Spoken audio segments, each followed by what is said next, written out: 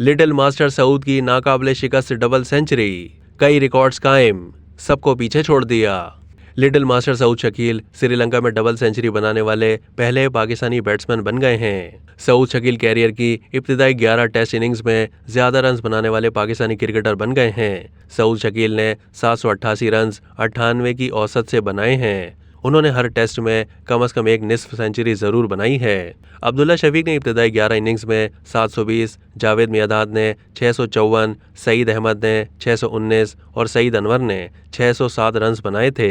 सऊद शकील से पहले आबिद अली ने 2021 में जिम्बाब्वे के खिलाफ हरारे में डबल सेंचुरी स्कोर की थी।